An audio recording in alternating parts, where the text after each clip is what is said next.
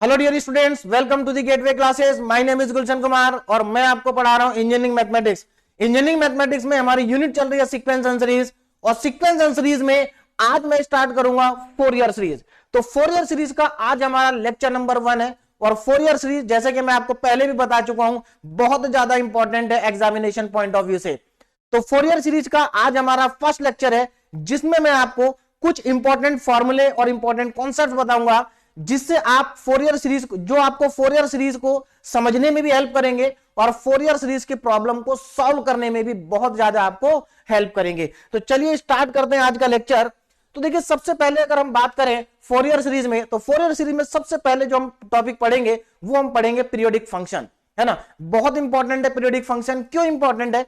क्योंकि हमारे जो फोरियर सीरीज है, फोरियर सीरीज पीरियोडिक फंक्शन के लिए ही डिफाइन होती है। तो इसलिए हमें पहले पता होना चाहिए कि पीरियोडिक फंक्शन है क्या, जिसके लिए फोरियर सीरीज डिफाइन है। तो चलिए देखते हैं पीरियोडिक फंक्शन क्या है। देखिए, यहां पर आज मैं जितनी भी चीजें आपको बताऊंगा, आप ऑलरेडी पहले सब पढ़ चुके हैं। हो सकता है कि आप में से कुछ स्टूडेंट्स ऐसे हो जिनको सब कुछ आता हो पहले से ही, है ना।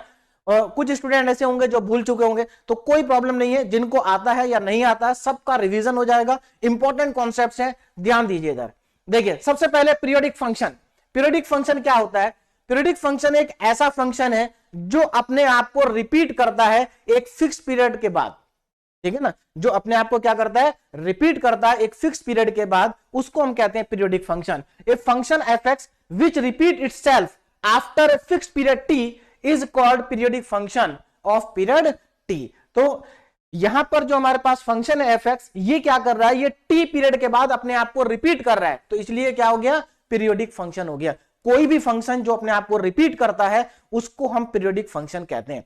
और पीरियोडिक फंक्शन के सबसे इंपॉर्टेंट एग्जांपल हमारे पास होते हैं ऑल ट्रिग्नोमेट्रिक फंक्शन। हमारे पास जितने भी ट्रिग्नोमेट्रिक फंक्शन है सब पीरियोडिक फंक्शन है, आप पहले से जानते हैं, है ना। तो यहां पर हम दो फंक्शन की बात करेंगे जो कि बहुत ज्यादा इंपॉर्टेंट है, साइन एक्स और कॉस एक्स की। क्यों इंपॉर्टेंट है?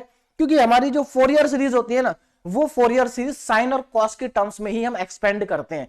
तो इसलिए यहां पर मैं साइन और कॉस का एग्जांपल लूंगा पीरियोडिक फंक्शन के लिए। तो साइन एक्स क्या है? एक पीरियोडिक फंक्शन है। कैसा फंक्शन है? पीरियोडिक फंक्शन है। कॉस भी पीरियोडिक फंक्शन है। हमारे पास जितने भी ट्रिग्नोमेट्रिक रेशियो होते हैं 6 के 6 पीरियोडिक फंक्शन होते हैं। अब जरा ध्यान देना, जो हमारा साइन एक्स है ये क्या है? पीरियोडिक फंक्शन है। देखो कैसे, अगर मैं यहां पर देखिए, यहां पर हमारे पास f x equal to sine x है। अगर मैं यहां पर एक्स में 2 पाई को ऐड कर दूं, देखो आप अच्छे से जानते हैं, अगर हम एक्स में 2 पाई को ऐड कर दें तो हमें क्या मिलेगा? साइन एक्स प्लस 2 पाई। देखिए, एक्स को मैंने रिप्लेस कर दिया किससे? एक्स प्लस 2 पाई से, यानी कि एक्स में 2 पाई को ऐड कर दिया। और आप सब अच्छे से जानते हैं कि साइन 2 पाई प्लस एक्स यानी कि साइन 2 पाई थीटा साइन थीटा ही होता है। ये सबको मालूम है फॉर्मूला, है ना। तो यानी कि ये साइन एक्स आ गया वापस। साइन एक्स प्लस 2 पाई कितना होता है? साइन एक्स होता है। और साइन एक्स एक्चुअल में था क्या? साइन एक्स तो एफ एक्स था। तो देखो, मैं साइन एक्स की जगह क्या लिख सकता हूं? एफ एक्स लिख सकता हूं। तो इससे क्या पता चला मुझे कि जो मेरा साइन एफ एक्स प्लस 2 पाई था, एफ एक्स प्लस 2 पाई था, वो किसके इक्वल आ गया? एफ एक्स के। तो यहां पर आप देख सकते हैं कि f x plus 2 pi, f x plus 2 pi equal to f x है। इसका मतलब ये तो इससे मैच कर गया। देखो, x plus t equal to f x. F x plus t अगर एफ एक्स के बराबर है तो एफ एक्स क्या होगा? पीरियोडिक फंक्शन होगा। यहां जरा ध्यान से देखो, f x plus 2 pi equal to f x आ गया वापस। इसका मतलब ये क्या है? साइन एक्स क्या है? एक पीरियोडिक फंक्शन है। और इसका पीरियड कितना है? अगर आप ध्यान से देखें, इसका पीरियड 2 पाई है। ये 2 पाई के बाद रिपीट कर रहा है। तो जो साइन एक्स होता है वो अपने आप को 2 पाई के बाद क्या करता है? रिपीट करता है। साइन की सारी वैल्यू रिपीट होती है 2 पाई के बाद। आप यहां पर देखो, डायग्राम के थ्रू देखिए, ये आप अच्छे से जानते होंगे, पहचान गए होंगे, this is a sine curve, है ना। क्योंकि आप already 11th class 12th class में साइन कर्व पढ़ चुके हैं, है ना। तो देखो इधर ध्यान दीजिए, यहां पर क्या है? अगर आप यहां पर ध्यान दें, ये आपको मालूम है यहां पर क्या होता है? 0 रेडियन, है ना। यहां पर कितनी वैल्यू होती है? पाई बाई 2 रेडियन, यानी कि 90 डिग्री। और यहां पर होता है पाई, ठीक। इस तरह से वैल्यू आगे क्या होगी? बढ़ती जाएगी, ठीक है ना। तो 0 पाई, यहां पर क्या होगा? 2 पाई, ठीक है ना। यहां पर क्या होगा? 2 पाई। और यहां पर कितना होगा? 3 पाई बाई 2, 3 पाई बाई 2। अब अगर आप इसको ध्यान से देखें, देखो जो साइन का कर्व होता है, साइन का कर्व आप ध्यान से देखो, ये कर्व यहां से स्टार्ट हुआ, है ना। अगर आप इसको ध्यान से देखें, इस तरह से हम गए, यहां पर आ गए, फिर वापस यहां पर आ गए। अगर आप यहां पर देखो 2 पाई हमारा कंप्लीट हो गया। अगर आप देखेंगे 2 पाई के बाद ये कर्व अपने आप को रिपीट कर रहा है। देखो यहां से स्टार्ट हुआ था, ऊपर जाना, फिर नीचे गया, फिर ऊपर गया, यहां से फिर स्टार्ट होगा, फिर आगे रिपीट करेगा। यानी कि ये जो कर्व है 2 पाई के बाद अपने आप को क्या कर रहा है, रिपीट कर रहा है। तो हम ये कह सकते हैं कि देखो यहां से यहां तक, ये यहां से यहां तक जो लेंथ है, इसको हम क्या कहेंगे, इसको हम कहेंगे पीरियड। ये इसका क्या है, पीरियड। तो साइन का जो कर्व होता है वो 2 पाई के बाद रिपीट करता है। आप कभी भी देखिए, यहां पर अगर आप देखेंगे, जैसे फॉर एग्जांपल देखो यहां पर साइन 90 है, साइन पाई बाई 2 कितना है, साइन 90। तो साइन की जो वैल्यू है यहां पर कितनी होती है, आप अच्छे जानते हैं, यहां पर वैल्यू होती है 1। साइन 90 की वैल्यू कितनी होती है, 1। अगर आप 2 पाई आगे चले जाएंगे, देखो 2 पाई के आगे, यहां से 2 पाई आगे जाओ, 2 पाई आगे ये आओगे आप यहां पर, तो आप यहां पर फिर से देखोगे, यहां से फिर से वैल्यू 1 है। यानी कि साइन की जो वैल्यू होती है 2 पाई के बाद रिपीट होती है। मतलब अगर मैं आपसे पूछूं कि साइन 361 डिग्री की वैल्यू कितनी है, तो साइन 361 डिग्री की वैल्यू उतनी ही होगी जितनी साइन 1 डिग्री की होगी। या साइन 30 की वैल्यू कितनी है, साइन 390 की वैल्यू कितनी है, तो साइन 390 उतना ही होगा जितना साइन 30 है। क्यों, क्योंकि दोनों के बीच में 2 पाई का डिफरेंस है, 360 डिग्री का डिफरेंस है। तो साइन कर्व अपने आप को 2 पाई के बाद रिपीट करता है, इसलिए साइन एक्स क्या है, एक पीरियोडिक फंक्शन होता है। ठीक है ना। चलिए अब देखो इसके बाद हम बात करेंगे कॉस की। एक और इंपॉर्टेंट बात, यहां पर जो ये फॉर्मूला है, यहां पर देखिए इसका पीरियड 2 पाई होता है। कितना होता है, 2 पाई। तो 2 पाई के बाद ये रिपीट कर रहा है, यानी कि यहां पर अगर मैं एफ एक्स प्लस 4 पाई लिख दूंगा तब भी ये साइन एक्स ही आएगा। तो 4 पाई का मतलब ये नहीं कि पीरियड 4 पाई हो गया, नहीं, पीरियड तो 2 पाई है। 4 पाई के बाद वो रिपीट कर रहा है क्योंकि उसका पीरियड क्या है, 2 पाई है, तो वो डबल हो गया। आगे देखो कॉस एक्स, कॉस एक्स का भी अगर हम बात करें तो कॉस एक्स भी सेम है। अगर मैं यहां पर कॉस में एक्स में 2 पाई को ऐड कर दूं तो कितना आ जाएगा, कॉस एक्स प्लस 2 पाई। और आप सब जानते हैं फिर से cos 2 pi plus theta cos theta ही होता है, यानी कि ये वापस से कॉस एक्स आ जाएगा। क्या आ जाएगा वापस से, जैसे यहां पर आ गया था ना हमारे पास साइन एक्स, तो यहां पर भी ये कॉस एक्स आ जाएगा। और कॉस एक्स को हम क्या लिख सकते हैं, एफ एक्स। तो यहां पर भी आप देखेंगे जो हमारा कॉस है ये भी एक पीरियोडिक फंक्शन है जिसका पीरियड कितना है, 2। यहां पर इसका पीरियड कितना था, इसका पीरियड था 2 पाई। इसका पीरियड कितना है, 2 पाई, है ना। तो पीरियड को हम यहां टी से रिप्रेजेंट कर रहे हैं। इसका पीरियड 2 पाई, इसका पीरियड भी कितना है, इसका पीरियड भी आपका 2 पाई है। बोलो समझ में आ गया। ये भी अपने आप को 2 पाई के बाद रिपीट करेगा। आप देख सकते हैं ग्राफिकली भी, देखो यहां पर ये 0, ये आपका पाई बाई 2, ये पाई, है ना, यहां पर 3 पाई बाई 2 और यहां पर 2 पाई। तो आप देखोगे 2 पाई के बाद ही रिपीट करेगा। देखो 0 पे यहां से नीचे आना शुरू हुआ था, इसके बाद 2 पाई के बाद देखो फिर से नीचे आना शुरू हुआ। तो अगर आप इस ग्राफ को देखेंगे, चाहे आप लेफ्ट में चले जाएं या राइट में चले जाएं, क्योंकि आप जानते हैं साइन कर्व और कॉस कर्व माइनस इंफिनिटी से लेके प्लस इंफिनिटी तक मूव करता है ना। लेकिन साइन की और कॉस की जो वैल्यू रहती है वो हमेशा -1 से +1 के बीच में आती है। क्यों, क्योंकि देखिए यहां पर ये माइनस इंफिनिटी से प्लस इंफिनिटी तक जाएगा, लेकिन वाई एक्सिस पे ये 1 के ऊपर नहीं जाता और ना ही -1 के नीचे जाता है। इसलिए साइन की वैल्यू हमेशा -1 से +1 के बीच में ही आती है, -1 से लेके +1 तक होती है। वैसे ही आप इस कर्व को भी देख सकते हैं, ये भी 1 के ऊपर नहीं जा रहा, -1 के नीचे भी नहीं आ रहा है, और इसी के बीच में क्या हो रहा है, रिपीट हो रहा है। देखिए यहां पर मैं आपको ये ग्राफ सिर्फ इसलिए बता रहा हूं जिससे कि आपको ये बात समझ में आ जाए कि हाँ साइन और कॉस कर्व कैसे रिपीट करते हैं। और साइन और कॉस की जो वैल्यू होती है वो जितनी वैल्यू आपने पढ़ रखी है उनसे ज्यादा कोई नई वैल्यू नहीं होती है, बार बार वही वैल्यू क्या होती है, रिपीट होती है ना। चलिए तो यहां पर इसका पीरियड कितना हो गया, 2 पाई हो गया। तो हमारे पास 6 ट्रिग्नोमेट्रिक रेशियो होते हैं दोनों का। देखिए साइन का पीरियड 2 पाई, कॉस का पीरियड 2 पाई। अगर मैं साइन का अपोजिट कौन होता है, कॉसेक, कॉसेक का पीरियड भी 2 पाई। कॉस का अपोजिट कौन होता है, सेक, सेक का पीरियड भी 2 पाई। अब हमारे पास बचते हैं दो, टेन और कॉट। टेन का अपोजिट होता है कॉट।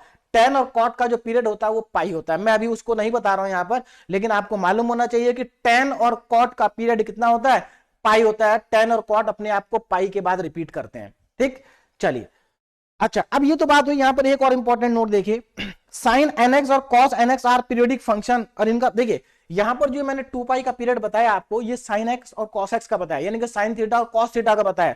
लेकिन अगर कहीं पर आ जाए साइन 2x और आपसे पूछा जाए कि साइन 2x का पीरियड बताइए कितना होगा, तो देखिए sin 2x का पीरियड कैसे बताएंगे, sin x का पीरियड कितना होता है 2 पाई, तो आप क्या करेंगे 2 पाई को, और यहां पर जो भी थीटा का कोफिशिएंट है, यहां पर x है थीटा, कहीं पर थीटा होता है, कहीं पर कुछ लिखा होता है, तो जो भी यहां कोफिशिएंट है उससे आप इसको डिवाइड कर दीजिए, तो ये आ गया पाई, यानी कि sin 2 पाई का पीरियड कितना हो गया, पाई हो गया। तो ऐसा नहीं है कि sin x का 2 पाई है तो sin 2x का भी 2 पाई होगा, नहीं, sin 2x का 2 पाई नहीं होगा, sin 3x का 2 पाई नहीं होगा। आप क्या करेंगे, जो भी वहां पर कोफिशिएंट होगा उससे डिवाइड कर देंगे। यहां देखो sin nx और cos nx का पीरियड कितना हो गया, 2 पाई अपॉन n। सिमिलरली अब यहां पर ये सब बातें हम क्यों कर रहे हैं, क्योंकि देखिए नीचे लिखा हुआ है Fourier series is defined for periodic function. Fourier series क्या है, पीरियोडिक फंक्शन के लिए ही डिफाइंड है, इसीलिए मैं आपको बता रहा हूं कि पीरियोडिक फंक्शन क्या होते हैं। तो मेरे ख्याल से पीरियोडिक फंक्शन आपको समझ में आ गया होगा। पीरियोडिक फंक्शन ऐसे फंक्शन होते हैं जो एक फिक्स पीरियड के बाद अपने आप को रिपीट करते हैं, है ना। बहुत सारी चीजें अगर आप देखोगे डेली लाइफ में भी बहुत सारी चीजें रिपीट करती हैं, है ना, तो उनसे भी आप कंपेयर करोगे तो वही मतलब यहां पर भी है, जो अपने आप को रिपीट कर रहा है एक फिक्स ड्यूरेशन के बाद, वही पीरियोडिक फंक्शन होगा।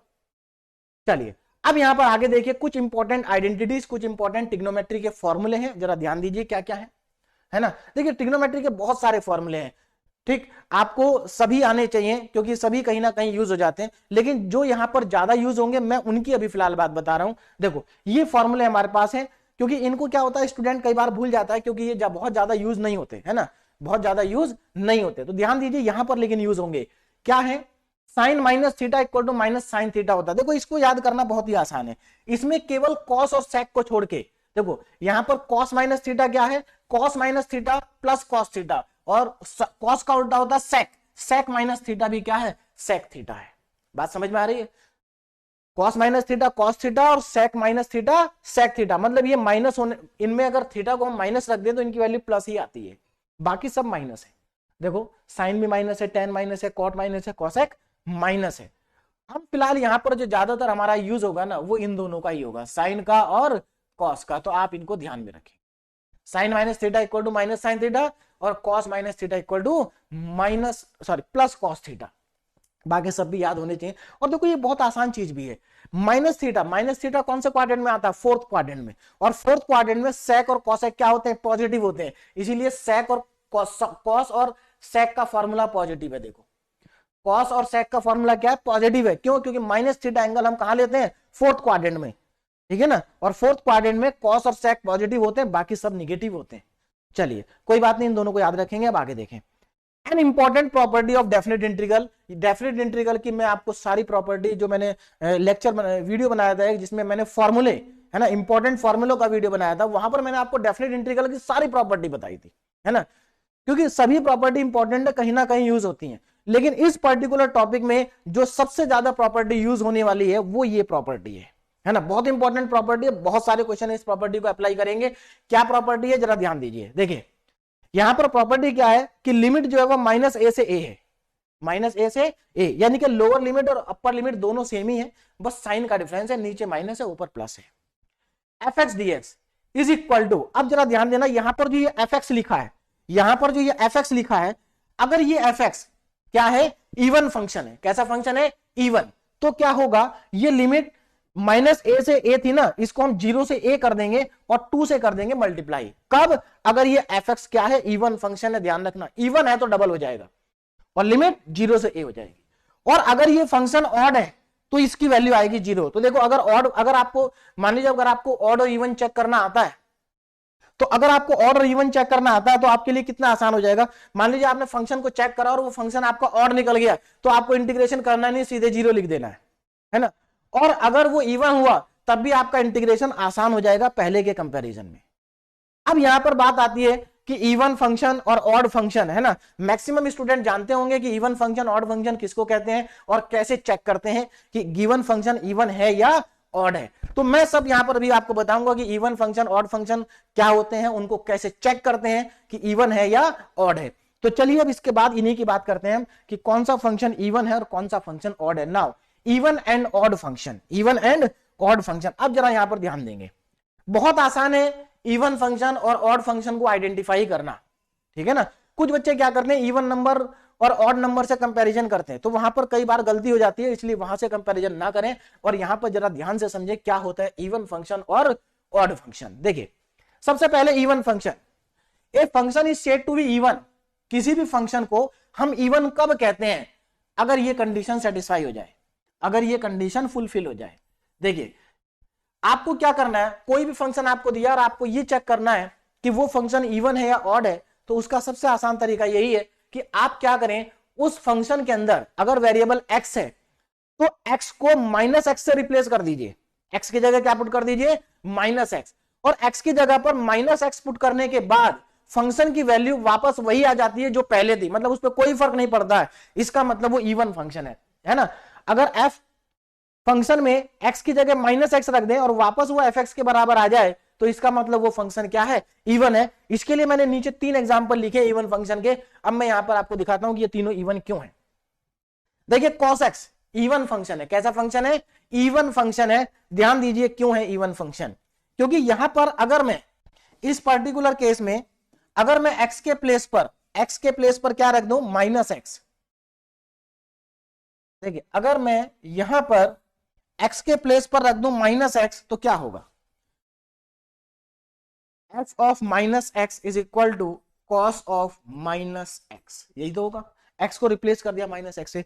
अभी अभी मैंने फॉर्मूला बताया कि cos minus theta cos theta होता है ना। तो यानी कि यहां थीटा की जगह x है, तो यानी कि cos माइनस एक्स कितना हो जाएगा? cos x हो जाएगा।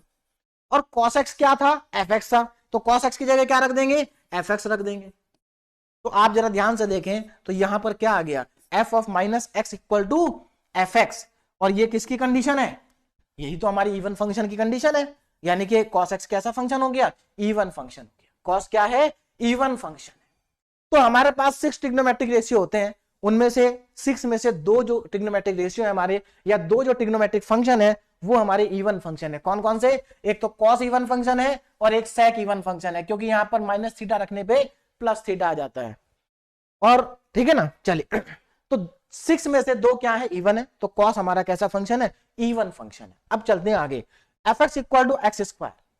अब यहां पर ट्रिग्नोमेट्रिक फंक्शन नहीं है ना। तो देखिए फंक्शन जो भी मैं पढ़ा रहा हूं यहां पर मैं ट्रिग्नोमेट्री की बात इसलिए ज्यादा कर रहा हूं क्योंकि हमारी फोरियर सीरीज जब ओपन करेंगे हम, तो उसकी जो सीरीज आती है वो ट्रिग्नोमेट्रिक फंक्शन के रेशियो, मतलब ट्रिग्नोमेट्रिक रेशियो के टर्म में आती है, और खासकर साइन और कॉस टर्म्स उसमें आती है ना। तो इसीलिए मैं साइन और कॉस की बात ज्यादा कर रहा हूं, नहीं तो ये सारी चीजें सबके लिए वैलिड है, कोई भी फंक्शन हो आपका। तो यहां पर f x equal to minus x square है, तो यहां पर अगर मैं एक्स को रिप्लेस कर दूं माइनस एक्स से, f of minus x is equal to minus x का होल स्क्वायर, तो कितना आ जाएगा? प्लस एक्स स्क्वायर ही आ जाएगा, है ना। कितना आ जाएगा? प्लस का एक्स स्क्वायर। और एक्स स्क्वायर क्या था? एफ एक्स था। तो यहां पर एफ एक्स अगर मैं लिख दूं तो यहां पर क्या आ गया? F of minus x is equal to f x. तो यहां भी हमारी कंडीशन सेटिस्फाई हो गई, यानी कि it is again even function. ये भी इवन है, ये भी इवन है। इसको देखते हैं जरा, ये इवन है या नहीं है। देखिए f of minus x sine, इसको मैं पहले एक काम करता हूं, थोड़ा सा इस तरह से लिखता हूं, f x is equal to sine x का होल स्क्वायर। आप सब अच्छे से जानते हैं कि हम साइन एक्स का होल स्क्वायर को साइन स्क्वायर एक्स लिख सकते हैं, तो यानी कि साइन स्क्वायर एक्स को हम साइन एक्स का होल स्क्वायर भी लिख सकते हैं, कोई प्रॉब्लम नहीं है। चलिए अब यहां पर मैं एक्स को माइनस एक्स से रिप्लेस कर रहा हूं, तो देखिए क्या आ जाएगा? F of minus x is equal to sine minus x और इस पूरे का होल स्क्वायर, ठीक है ना। अब यहां पर देखो एफ ऑफ माइनस एक्स, देखिए कितना, इधर ध्यान दीजिए, साइन माइनस एक्स कितना होता है? यानी कि sine minus theta minus sine theta. तो यहां पर मैं माइनस साइन थीटा पुट करूंगा और उसका हो जाएगा होल स्क्वायर, और माइनस साइन थीटा का होल स्क्वायर कितना आएगा? साइन थीटा ही आ जाएगा वापस, यानी कि साइन स्क्वायर थीटा ही आ जाएगा प्लस में। तो एफ ऑफ माइनस एक्स की वैल्यू ये आ गई। लेकिन ये साइन स्क्वायर थीटा क्या था? एफ एक्स था। साइन स्क्वायर थीटा क्या है? एफ एक्स है। इसका मतलब मैं यहां से लिख सकता हूं कि जो मेरा एफ एक्स है वो, sorry, F of minus x है, एफ ऑफ माइनस एक्स वो किसके इक्वल आ गया? एफ एक्स के इक्वल आ गया, एफ एक्स के इक्वल आ गया। यानी कि अगेन यहां पर हमारी जो कंडीशन है वो सेटिस्फाई हो गई। तो साइन स्क्वायर एक्स क्या है? एक इवन फंक्शन है। बात समझ में आ गई? क्या है? इवन फंक्शन है। बोलो बात क्लियर है? ठीक है ना। देखिए अगर ये साइन का स्क्वायर नहीं होता, केवल साइन एक्स होता, तो ये ऑड फंक्शन होता। अभी हम बात करेंगे ऑड की। साइन एक्स कैसा फंक्शन है? ऑड। लेकिन उसका स्क्वायर हो गया तो वो इवन बन गया, क्योंकि स्क्वायर होने के बाद उसमें नेगेटिव आएगा नहीं। ठीक, चलिए तो ये हमारे पास हो गया कि इवन फंक्शन को हम कैसे चेक करेंगे। ये चेक करने का तरीका हो गया कि इवन फंक्शन को कैसे चेक करना है। चलिए अब आगे देखिए, यहां पर आ जाते हैं properties of an even function पे, है ना। दो इंपॉर्टेंट प्रॉपर्टी यहां पर इवन फंक्शन की, जरा दोनों को ध्यान से देखिए क्या है। पहला, graph of even function is symmetrical about y axis. देखिए जितने भी इवन फंक्शन होते हैं, अगर हम उनके ग्राफ की बात करें तो उनका जो ग्राफ होता है वो आपका वाई एक्सिस के अबाउट सिमेट्रिकल होता है। वाई एक्सिस के अबाउट सिमेट्रिकल होने का मतलब ये है कि वो ग्राफ जैसा वाई एक्सिस के लेफ्ट में होगा वैसा ही वो ग्राफ वाई एक्सिस के राइट में भी होगा। देखो एक एग्जांपल देखिए, जैसे f x equal to x square क्या है हमारे पास, एक हमारे पास इवन फंक्शन है। तो अगर मैं इसका ग्राफ बनाऊं तो देखो इसका ग्राफ कैसे बनेगा। आप सब जानते हैं इसका ग्राफ, है ना, पैराबोला है, सबको पैराबोला बनाना आता है, ठीक है ना। मैथमेटिक्स 1 में बहुत पैराबोला हम लोगों ने बनाए थे। तो यहां पर ये क्या है, एक सिंपल पैराबोला है, देखिए। और कौन सा वाला पैराबोला है, अगर आपको ध्यान हो, ये हमारा अपवर्ड पैराबोला है। Y equal to x square है ना ये, तो ये कौन सा पैराबोला है, अपवर्ड पैराबोला है। और अपवर्ड पैराबोला है तो इसका मतलब देखिए, ये जो अपवर्ड पैराबोला हमने बनाया ये वाई एक्सिस के जैसा लेफ्ट में है वैसा ही राइट में भी है, कोई डिफरेंस नहीं है, सिमेट्रिकल है वाई एक्सिस के अबाउट, है ना। दूसरा example cos x even function है, cos x का ग्राफ तो मैंने अभी अभी आपको बना के दिखाया, देखो जरा,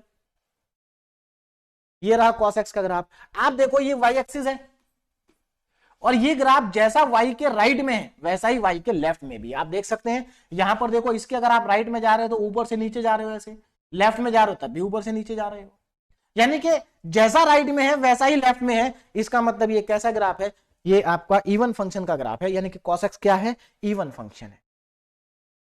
बोलो समझ में आ गया। तो बहुत आसान है यहां पर हमारे पास। अब आगे देखिए, ये यहां तक पहुंच गए थे हम, है ना। cos x का समझ में आ गया, मैं यहाँ का cos x पे दोबारा नहीं बना रहा हूं, cos x का ग्राफ पहले हमारा बना हुआ, वहां से चेक कर सकते हैं कि ये भी कैसा ग्राफ है, इसका सिमेट्रिक है वाई एक्सिस के अबाउट। अब आगे देखो सेकेंड प्रॉपर्टी इवन फंक्शन की, जो कि बहुत ही इंपॉर्टेंट है, क्या है, if f x is N even function. अगर एफ एक्स इवन फंक्शन है तो यहां पर माइनस पाई से पाई अगर लिमिट है, f x d x equal to कितना हो जाएगा, आंसर डबल हो जाएगा। क्योंकि देखिए अगर अभी अभी मैंने प्रॉपर्टी बताई थी डेफिनेट इंटीग्रल की, क्योंकि यहां पर हम इवन फंक्शन की बात कर रहे हैं, तो अगर इंटीग्रेशन में इवन फंक्शन है और लिमिट माइनस पाई बाई से pi by two, minus pi से पाई है, यानी कि माइनस ए से ए है, तो यहां पर ये डबल हो जाएगी, है ना। अब देखो यहां पर पाई लिख दिया है, लेकिन ये माइनस ए से ए, आप इसको समझिए, माइनस ए से ए, तो यहाँ 0 से ए हो जाएगी, क्योंकि लिमिट जरूरी नहीं कि माइनस पाई से पाई हो, माइनस पाई बाई टू से प्लस पाई बाई टू भी हो सकती है, कुछ भी हो सकती है। तो यहाँ पर एक्चुअल में माइनस ए से ए और 0 से ए लिखना चाहिए था मुझे, ठीक है ना। तो ध्यान रखें ये जो प्रॉपर्टी है हमारी किसी भी एंगल पे लगेगी। चलिए अब आगे चलते हैं। तो ये मेरे ख्याल से समझ में आ गया होगा कि इवन फंक्शन क्या होता है, इवन फंक्शन को चेक कैसे करते हैं, है ना। और ग्राफिकली इवन फंक्शन जो होता है वो सिमेट्रिक होता है वाई एक्सिस के अबाउट। चलिए अब आगे देखते हैं। नेक्स्ट है हमारे पास odd function. A function is said to be odd. किसी भी फंक्शन को हम ऑड कब कहेंगे, अगर हम उस फंक्शन में x के प्लेस पर रख दें माइनस एक्स, और माइनस एक्स रखने के बाद जो वैल्यू आए वो निगेटिव वैल्यू आए, मतलब जो पहले थी उससे जस्ट अपोजिट साइन आ जाए उसका। जैसे अगर आपने एफ एक्स में माइनस एक्स रखा तो ये माइनस एफ एक्स आ जाए। अगर ऐसा है तो हमारा जो गिवन फंक्शन होगा वो कैसा होगा, ऑड होगा। इसके लिए देखो मैंने यहाँ पर 4 एग्जांपल लिए हैं, इन 4 एग्जांपल की हेल्प से हम समझ लेते हैं इनको, इवन फंक्शन को एंड ऑड फंक्शन। देखिए ध्यान दे, बहुत ही आसान है इवन और ऑड को चेक करना। चलिए देखिए, तो सबसे पहले f x equal to sine x, तो यहां पर अगर मैं एक्स के जगह पर माइनस एक्स रखता हूं तो ये साइन ऑफ माइनस एक्स हो जाएगा। और आप जानते हैं sine of minus x minus sine x होता है ना। तो यहां पर मैं साइन एक्स की जगह रख देता हूं एफ एक्स, तो माइनस तो बाहर आ ही गया, क्योंकि साइन एक्स की जगह एफ एक्स आया, साइन एक्स की वैल्यू क्या थी, एफ एक्स।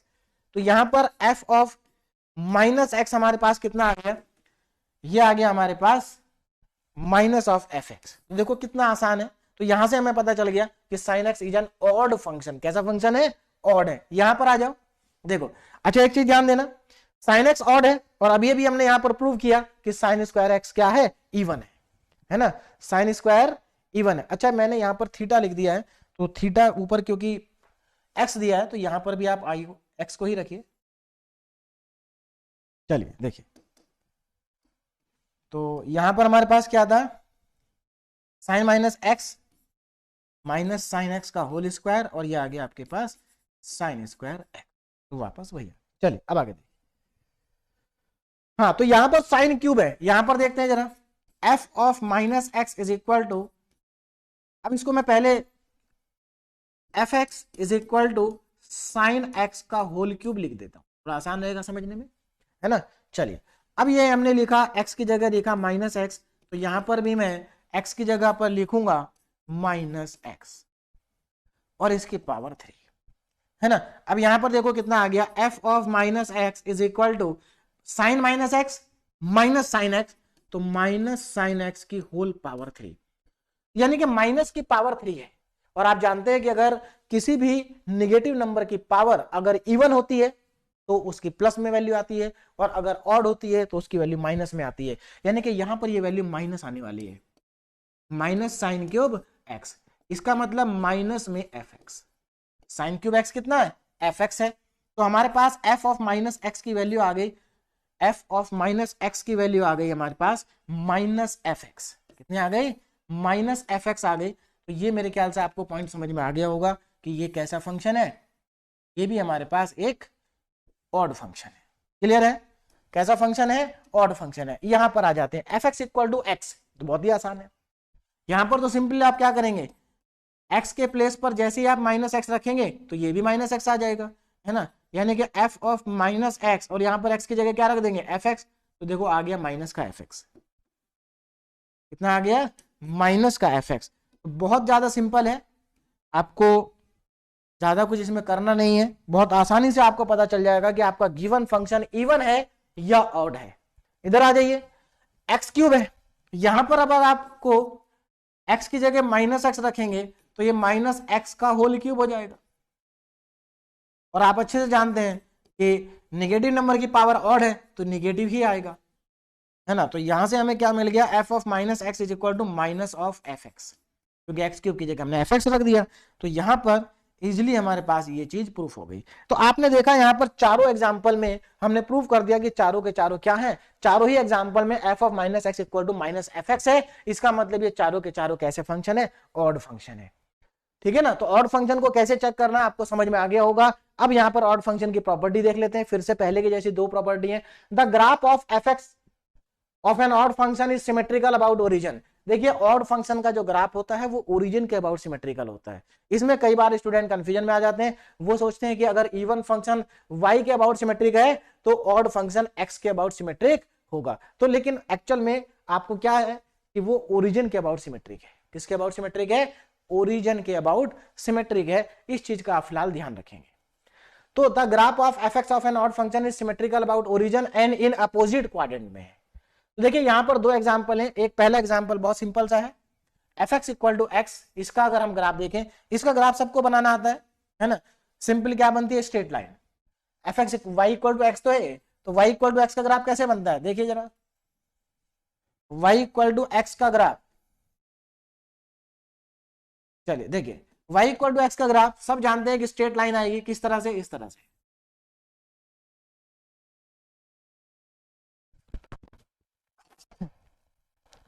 अब अगर आप इस स्ट्रेट लाइन को ध्यान से देखें तो ये जो स्ट्रेट लाइन है ये सिमेट्रिक है, क्या है, सिमेट्रिक है, किसके अबाउट, ओरिजिन के अबाउट। देखो ये हमारा ओरिजिन है, ये क्या है हमारा ओरिजिन, और ये ओरिजिन के अबाउट सिमेट्रिक है, ये हमारी एक्स एक्सिस, ये हमारी वाई एक्सिस। तो आप देख सकते हैं ये जो लाइन है ये ओरिजिन के अबाउट सिमेट्रिक है और अपोजिट क्वाड्रेंट में, कहां है, अपोजिट क्वाड्रेंट में। तो आप को समझ में आ गया होगा कि ये जो ग्राफ है ये सिमेट्रिक है ओरिजिन के अबाउट, है ना, और अपोजिट क्वाड्रेंट। दूसरा एग्जांपल, क्योंकि हमारा sin x भी ऑड फंक्शन है, कैसा फंक्शन है, ऑड फंक्शन है, इसका ग्राफ मैं नहीं बनाऊंगा क्योंकि इसका ग्राफ पहले से हमने बना रखा है। देखिए, नहीं ये तो कॉस है, ये रहा। देखो अगर आप इसको ध्यान से देखें तो ये ओरिजिन के अबाउट सिमेट्रिक है। देखो ओरिजिन से जैसा उधर है, जैसा उधर जा रहा है वैसा ही इधर भी आ रहा है, और आप इसको देख सकते हैं कि अपोजिट क्वाड्रेंट में है। मतलब आप देखिए जैसा इधर बना वैसा इधर भी बना, जैसा उस क्वाड्रेंट में है वैसा इस क्वाड्रेंट में, यानी कि ये ओरिजिन के अबाउट सिमेट्रिक है और अपोजिट क्वाड्रेंट में है। तो इस ग्राफ को हम क्या कहेंगे कि ये जो ग्राफ है आपका ये कैसा है, ऑड फंक्शन का ग्राफ है, क्योंकि ये ओरिजिन के अबाउट सिमेट्रिक है।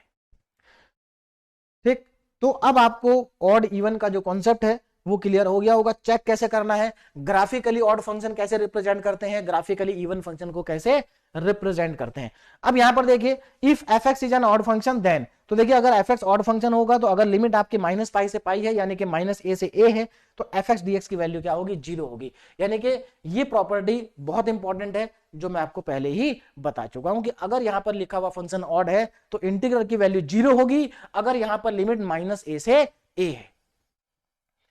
तो इसके बाद हम देखते हैं कुछ इंपॉर्टेंट पॉइंट्स। देखिए अब यहां पर तो हमने एक एक फंक्शन की बात करी, लेकिन इंटीग्रल में क्या होता है, दो दो फंक्शन मल्टीप्लाई में आ जाते हैं। जैसे खासकर फोरियर सीरीज में, फोरियर सीरीज में क्या होगा, आपके पास दो फंक्शन एक साथ होंगे मल्टीप्लाई में, तीन भी हो सकते हैं। तो ऐसे केस में कैसे पता करेंगे कि जो गिवन फंक्शन है वो इवन है या ऑड है। तो अब जरा यहां पर ध्यान देना, ये बहुत आसान है और मेरे ख्याल से सभी को आता होगा, है ना। देखिए जिसको ये मालूम है कि प्लस प्लस प्लस होता है और माइनस माइनस भी प्लस होता है और प्लस माइनस माइनस होता है, ये सबको मालूम है। बहुत छोटे बच्चे को भी ये बात आती है कि प्लस प्लस प्लस होगा, माइनस माइनस प्लस होगा और प्लस माइनस या माइनस प्लस माइनस होगा। बिल्कुल वही कॉन्सेप्ट यहां पर भी है। देखो आप अच्छे जानते हैं जो इवन फंक्शन है, इवन फंक्शन में माइनस रखने पे प्लस आ जाता है ना।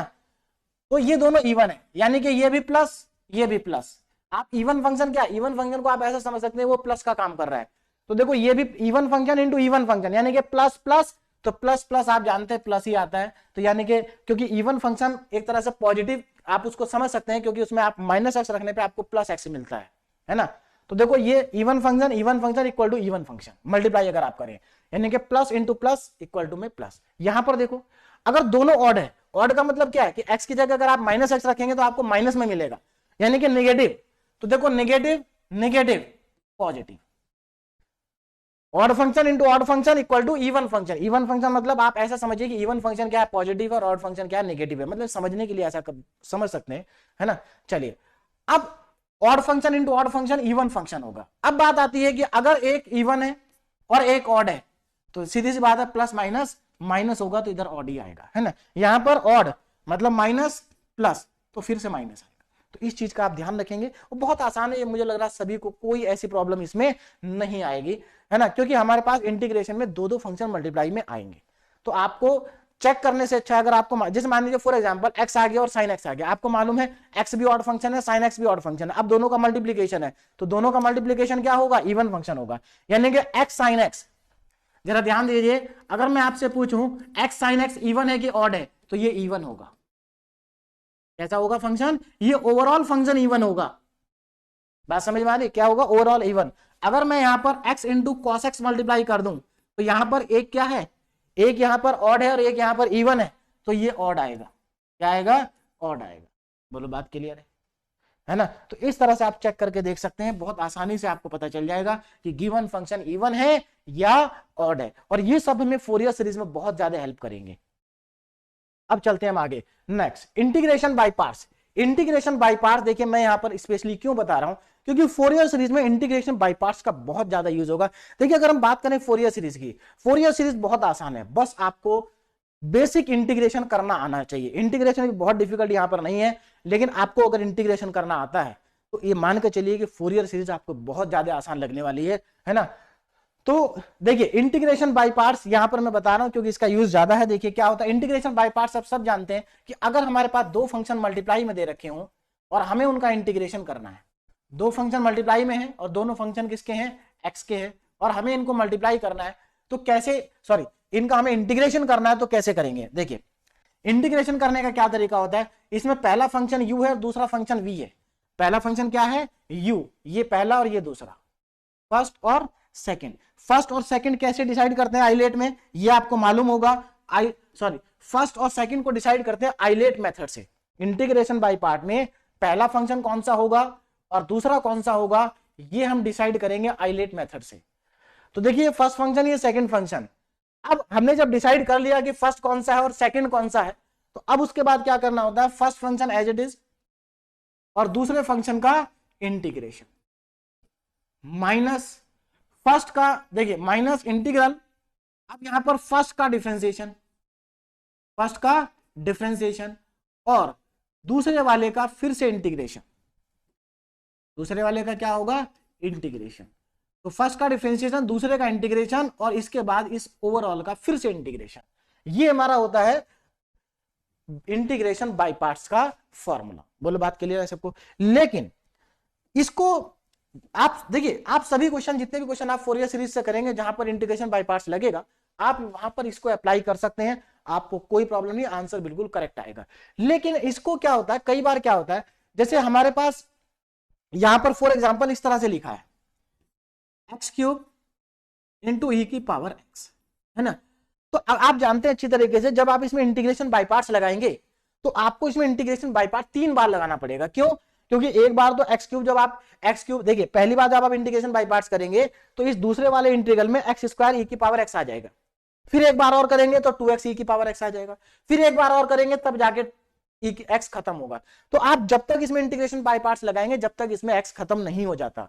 यानी कि अगर यहाँ x की पावर 3 है तो आपको 3 बार इंटीग्रेशन बाय पार्ट्स लगाना पड़ेगा।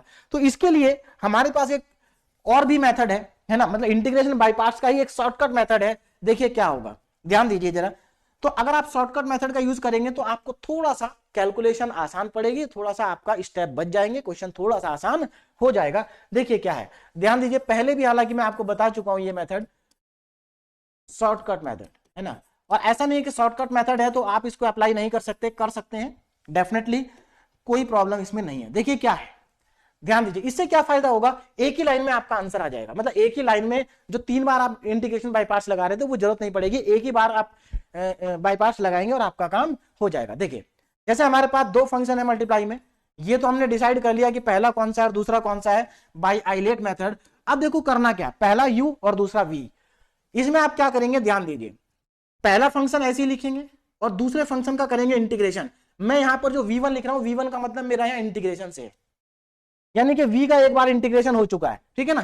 पहली टर्म प्लस, अब साइन ऑल्टरनेट चलेंगे, ये प्लस में अब आएगा माइनस। अब क्या करेंगे, पहले फंक्शन को एक बार डिफरेंशिएशन करेंगे, यानी कि u का एक बार डिफरेंशिएशन। अब ध्यान देना, ये पहला फंक्शन एज इट इज, दूसरे का इंटीग्रेशन। अब यहां पर क्या आएगा, इस पहले वाले का डिफरेंशिएशन एक बार और दूसरे वाले का v का इंटीग्रेशन दूसरी बार। देखिए एक ध्यान रखना, यहां पर v2 का मतलब है v1 का एक बार और इंटीग्रेशन। देखिए v का इंटीग्रेशन हो गया v1 और v1 का इंटीग्रेशन हो गया v2। अब देखिए यहां प्लस था, यहां माइनस आ गया, फिर से प्लस आएगा। उसके बाद इस u का एक बार और डिफरेंशिएशन तो u डबल डैश हो जाएगा, और इस v2 का एक बार और इंटीग्रेशन तो ये v3 हो जाएगा। अब देखो प्लस माइनस प्लस, अब फिर माइनस आएगा, ठीक है ना। अब ये जो u डबल डैश आया इसको एक बार और डिफरेंशिएट करिए, u आ जाएगा ट्रिपल डैश, और इसका एक बार और इंटीग्रेशन करेंगे तो ये आ जाएगा v4, और इतने से आपका काम चल जाएगा। देखिए यहां तक अगर आपको x³ भी दिया होगा तो यहां तक x³ खत्म हो चुका होगा, इसके बाद 0 आएगा, तो आगे की टर्म नहीं आएंगी, है ना। लेकिन अगर आगे की टर्म मान लीजिए कहीं पर x की पावर 4 भी आ जाता है, मतलब आपको 4 बार तक करना पड़ता है, तो आगे 4 बार डिफरेंशिएशन, इसका 5th बार इंटीग्रेशन आ जाएगा। तो आप यहां से डायरेक्ट इंटीग्रेशन बाय पार्ट्स कर सकते हैं इस शॉर्टकट मेथड से। इसको हम चेन रूल भी बोलते हैं, क्या बोलते हैं इसको, चेन रूल भी इसको बोल सकते हैं, ठीक है ना। तो दोनों में से कोई भी मेथड आप अप्लाई कर सकते हैं, दोनों ही हालांकि आसान है, लेकिन ऊपर वाले से थोड़ा क्वेश्चन लेंथी हो जाता है, ठीक है ना। बात समझ में आ गई। बाकी इसको मैं क्वेश्चन जब आएंगे तो क्वेश्चन में इसको यूज करके दिखाऊंगा कि ये कैसे क्वेश्चंस में अप्लाई होगा। बहुत आसान है, पहले भी मैं इसको अप्लाई कर चुका हूं काफी क्वेश्चंस के अंदर, ठीक है ना। Integration by parts. चलिए 2 इंपॉर्टेंट फॉर्मूले नीचे और लिखे हुए हैं, है ना। ये फॉर्मूले कब अप्लाई होंगे ये मैं आपको बता देता हूं। ये फॉर्मूले आपके तब अप्लाई होंगे जब आपके पास जो फोरियर सीरीज का क्वेश्चन है उस क्वेश्चन के अंदर e की पावर x या e की पावर माइनस x आ जाता है, मतलब जहां पर e की फॉर्म में क्वेश्चन दिया हो वहां पर आपको ये दोनों फॉर्मूले यूज करने पड़ेंगे, है ना। दोनों फॉर्मूलों का क्या करना होगा, आपको यूज करना होगा अगर फोरियर सीरीज के क्वेश्चन में e आपको दे रखा है तो अगेन इंपॉर्टेंट फॉर्मूले, अगर e आ गया तो आपको इन फॉर्मूलों को लगाना पड़ेगा। तो अब देखिए यहां पर एक्चुअली इन फॉर्मूले में है क्या, ये जो इंटीग्रेशन है आप इसको इंटीग्रेशन को करना चाहें तो कर भी सकते हैं, लेकिन अगर आप इस इंटीग्रेशन को करेंगे तो आपको बहुत समय लग जाएगा, इसलिए आप इस फॉर्मूले को डायरेक्ट यूज करेंगे। इन दोनों फॉर्मूले को क्या करेंगे, डायरेक्ट हम यूज करेंगे। अब आगे देखिए ना, कुछ ट्रिग्नोमेट्रिक आइडेंटिटीज मैंने पहले बताई थी, कुछ अभी और हैं जिनका यहां पर बहुत ज्यादा, देखिए ट्रिग्नोमेट्री के आपको सारे ही फॉर्मूले आने चाहिए, लेकिन इस पर्टिकुलर फोरियर सीरीज में जो फॉर्मूले ज्यादा यूज होने वाले हैं उनकी मैं बात कर रहा हूं। जैसे यहां पर आप ध्यान दीजिए, जो 5 फॉर्मूले मैंने लिखे हैं साइड में, ये बहुत इंपॉर्टेंट है। पहले फॉर्मूले को जरा ध्यान से देखो, यहां कंफ्यूजन हो जाता है। देखिए 2 sin A cos A, यहां पर देखो एंगल साइन और कॉस दोनों में सेम है, तो जब दोनों जगह सेम एंगल और साइन कॉस की टर्म आ जाए तो ये फॉर्मूला हमारा क्या बन जाता है, साइन 2a का फॉर्मूला बन जाता है। बात क्लियर है? स्टूडेंट कंफ्यूज हो जाता है इस फॉर्मूले में इनके साथ। देखो यहां पर ये जो नीचे वाले 4 फॉर्मूले लिखे हुए हैं, अगर आप इनमें ध्यान से देखोगे, साइन कॉस तो इनमें भी आ रहा है, लेकिन इनमें अगर आप ध्यान से देखें एंगल दोनों में अलग है। साइन के साथ अलग एंगल है, बी के साथ अलग एंगल है। साइन कॉस के साथ अलग है, बी के साथ, साइन के साथ अलग है। यहां पर दोनों के साथ एंगल जो है वो अलग अलग है। यहां पर दोनों टर्म कॉस की है, दोनों में एंगल अलग अलग है। यहां दोनों टर्म साइन की है, साइन एंगल दोनों अलग अलग है। ठीक है ना? इन चारों फॉर्मूले में आप एक चीज का और ध्यान रखेंगे, ये चारों फॉर्मूले जिस फॉर्मेट में आपको दिए हैं, अगर आप इसी फॉर्मेट में लगाते हैं तो यहां पर एक चीज आपको और ध्यान रखनी होगी कि यहां पर जो एंगल ए है वो एंगल बी से बड़ा है। क्या है? एंगल ए क्या है? यहां सभी फॉर्मूलों में एंगल ए जो है वो एंगल बी से बड़ा है। तभी आप ये देखिए, एक्चुअल में क्यों मैं ऐसा बता रहा हूं, क्योंकि फॉर एग्जांपल कहीं पर आपको दिया मान लीजिए 2 sin a cos b, अब ये बताओ यहां पर दिया 2 cos a sin b। अब जब आपको क्वेश्चंस में वैल्यू दी होंगी, यहां पर मान लीजिए लिखा है 2 sin x cos y और यहां पर लिखा है 2 cos x sin y, तो आप कैसे डिफरेंशिएट करेंगे कि कौन सा फॉर्मूला लगाना है? भाई ये तो मल्टीप्लाई में है ना, आप cos को पहले भी लिख सकते हैं, साइन को बाद में भी लिख सकते हैं, तो कैसे डिसाइड करेंगे कि इसको लगाना है कि इसको लगाना है? तो इसके लिए आपको ध्यान क्या रखना है, आप हमेशा एंगल ए को बड़ा लेंगे। क्या लेंगे? एंगल ए को बड़ा लेंगे। फॉर एग्जाम्पल अगर आपका एंगल ए बड़ा है ना, एंगल ए बड़ा है, ध्यान रखना। तो अगर एंगल ए बड़ा है आपका, ये आपको पता है, तो आप यहां देखो, यहां जो साइन कॉस की टर्म दे रखी है, साइन कॉस की टर्म दे रखी है, उसमें जिसका एंगल बड़ा हो, जिसका एंगल क्या हो, बड़ा, उसको पहले लिख दो और जिसका छोटा उसको बाद में लिख दो। तो अब आपके लिए आसान हो जाएगा डिसाइड करना कि मुझे ये फॉर्मूला लगाना है कि ये लगाना है। बात समझ में आ गई ना? यहां पर आपको ध्यान क्या रखना होता है कि एंगल ए बी से बड़ा होता है। ठीक है? इसके हिसाब से आप सीक्वेंस डिसाइड कर लेंगे कि साइन कॉस में कौन पहले आएगा या इनमें कौन पहले आएगा, और फिर उसके अकॉर्डिंग ये फॉर्मूले लगा देंगे। तो इस चीज को भी आपको ध्यान में रखना चाहिए, वरना कई बार क्या हो जाती है, गलती हो जाती है। तो इन 4 फॉर्मूलों का भी हम यूज करेंगे कहां पर, क्योंकि फोरियर सीरीज में कई जगह पर ऐसा होगा जहां पर साइन कॉस या साइन साइन या कॉस कॉस मल्टीप्लाई में आ जाएंगे, तो हमें क्या करना पड़ेगा, पहले उनको प्लस में करना पड़ेगा, क्योंकि इस फॉर्म में आप इंटीग्रेशन नहीं कर सकते। तो इस फॉर्म को कन्वर्ट करना पड़ेगा इस फॉर्म में, जिससे कि हम उसको क्या कर सकें, इंटीग्रेट कर सकें। ऐसा पहले भी बहुत बार आप लोग कर चुके होंगे, फिर से मैं एक बार आपको याद दिला रहा हूं कि हमें ऐसा करना होगा। अब आगे देखो, कुछ यहां पर इंपॉर्टेंट वैल्यूज है, ये वैल्यू बहुत इंपॉर्टेंट है ना, ये बार बार मतलब ये मान के चलिए कि मैक्सिमम क्वेश्चंस में इनका हम क्या करेंगे, यूज करेंगे। ये वैल्यूज आपको पहले से भी याद होंगी। cos 0 सबको पता है कि 1 होता है। cos पाई की वैल्यू कितनी होती है, -1 होती है। cos पाई कितना होता है, -1, है ना। और अब जरा ध्यान देना, cos पाई -1 होता है। अगर मान लो हमसे पूछा जाए cos 2 पाई कितना है, तो कैसे बताएंगे? cos 2 पाई कितना है, +1 होता है, लेकिन कैसे बताया? देखिए, cos पाई याद रखिए कि -1 है और cos 0 याद रखिए कि 1 है। अब cos n पाई है, पाई के साथ में जो भी लिखा है ना उसको -1 की पावर बना दीजिए। तो अब अगर मुझसे पूछा जाए कि cos 5 पाई कितना है, तो यानी कि -1 की पावर 5, तो क्या होगा, निगेटिव होगा। यानी कि यहां पर अगर n के प्लेस पे ऑड नंबर आता है तो cos की वैल्यू -1 होगी, और अगर यहां पर इवन नंबर आता है तो cos की वैल्यू +1 होगी। आप इसको ग्राफ से भी देख सकते हैं। देखो, हालांकि मैं ग्राफ से नहीं बता रहा हूं आपको, लेकिन फिर भी ऐसा नहीं कि आप ग्राफ याद करेंगे, लेकिन आप ग्राफ से समझ सकते हैं। देखो, cos की वैल्यू देखो, यहां पर पाई है, ये देखो ये पाई है, तो वैल्यू कितनी है, -1, कितनी है, -1। इसके बाद यहां पर ये 2 पाई है, देखो +1। इसके बाद फिर से 3 पाई आएगा तो फिर से -1 आ जाएगी। भाई नीचे तो वैल्यू -1 है ना, ऊपर वैल्यू कितनी है, +1। ठीक है ना। तो इस तरह से भी आप, और देखो साइन में देखो, आप अगर आप साइन में देखेंगे तो पाई पे वैल्यू कितनी है, 0। देखो पाई पे 0, 2 पाई पे 0, 3 पाई पे 0, सारे पाई पे वैल्यू 0 है। इस तरह से आप इन वैल्यूज को क्या कर सकते हैं, याद रख सकते हैं, है ना। तो cos 0 1 होता है, cos पाई -1 होता है, cos n पाई -1 की पावर n होता है। इसी तरह से sin 0 0 होता है, sin पाई 0 होता है, और sin n पाई भी 0 होता है। मतलब आपसे मैं पूछूं कि sin 1000 पाई की वैल्यू बताओ, 0 होगी। ठीक है ना, बहुत आसान है बताना इस तरह की वैल्यूज को। चलिए, अब इसके बाद आज का हमारा लास्ट टॉपिक, जहां पर मैं आपको थोड़ा सा बताऊंगा कि फोरियर सीरीज एक्चुअल में है क्या। देखिए, जो मैंने अभी तक आपको सारी चीजें बताई, ये क्यों बताई, क्योंकि हमें फोरियर सीरीज पढ़ना है ना। तो सबसे पहले देखिए कि what is Fourier series, an infinite series of periodic function. ये क्या होती है कि इनफाइनाइट सीरीज होती है किसकी, पीरियोडिक फंक्शन की। क्योंकि बात मैंने पहले बता चुका हूं कि Fourier series is defined for periodic function in terms of trigonometric function, और ये सीरीज ट्रिग्नोमेट्रिक फंक्शन के टर्म्स में आती है, और ट्रिग्नोमेट्रिक टर्म्स भी कौन सी, साइन और कॉस वाले term, is called Fourier series, है ना। तो ये एक इनफाइनाइट सीरीज है जिसमें साइन और कॉस की क्या आती है, टर्म्स आती हैं। उसके बाद देखिए Fourier series for the function F x, मान लीजिए हमारे पास गिवन फंक्शन एफ एक्स है, हमें इसके लिए फोरियर सीरीज को क्या करना है, डिफाइन करना है। अब फोरियर सीरीज किसी इंटरवल में डिफाइन करते हैं, हमेशा फोरियर सीरीज किस में डिफाइन होती है, इंटरवल में। तो अगर हमारे पास जो इंटरवल है वो अगर कहां से कहां तक है, देखो ये एक्स की जो वैल्यू है वो सी से लेकर के सी प्लस 2 पाई तक है, यानी कि हमारा जो इंटरवल है वो सी से सी प्लस 2 पाई तक है। अगर आप ध्यान से देखो तो ये इंटरवल, इस इंटरवल में गैप कितना है, देखो यहां सी है तो यहां सी प्लस 2 पाई है, यानी कि इस इंटरवल की अगर मैं बात करूं कि इस इंटरवल की लेंथ क्या है, लेंथ ऑफ इंटरवल, जरा ध्यान दीजिए, लेंथ ऑफ इंटरवल, तो यहां पर इंटरवल की लेंथ कितनी है, अगर आप ध्यान से देखेंगे तो आप ये अपर लिमिट में से लोअर लिमिट को माइनस कर देंगे तो लेंथ आ जाएगी। देखो सी से लेकर सी प्लस 2 पाई तक जा रहे हैं, तो इसका मतलब सी प्लस 2 पाई में से अगर आप सी को माइनस कर देंगे तो 2 पाई बचेगा, यानी कि यहां पर जो हमारी लेंथ है इंटरवल की वो 2 पाई है। कितनी है, 2 पाई। लेंथ ऑफ इंटरवल कितनी है, 2 पाई है। और जो लेंथ ऑफ इंटरवल होती है वही टाइम पीरियड भी उसी को कहते हैं, मतलब पीरियड भी उसी को कहते हैं, तो इसका पीरियड भी कितना है, 2 पाई है।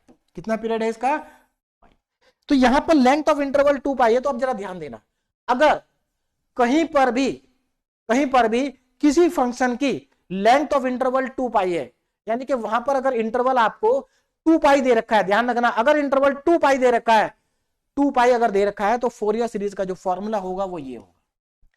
अगर इंटरवल आपको 2 पाई दे रखा है तो फोरियर सीरीज का ये फॉर्मूला आप अप्लाई करेंगे। देखिए ये मैं इसीलिए कह रहा हूं क्योंकि हम आगे जाके अभी एक फॉर्मूला और पढ़ेंगे, है ना।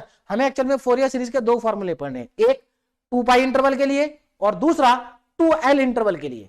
तो जब 2L इंटरवल आएगा उसके बाद हम तब करेंगे, अभी तो वो काफी बाद में आएगा। उसके पहले हमें हमारे 2 से 3 लेक्चर 2 पाई इंटरवल पे होंगे। किस पे होंगे, 2 पाई इंटरवल पे, ठीक है ना।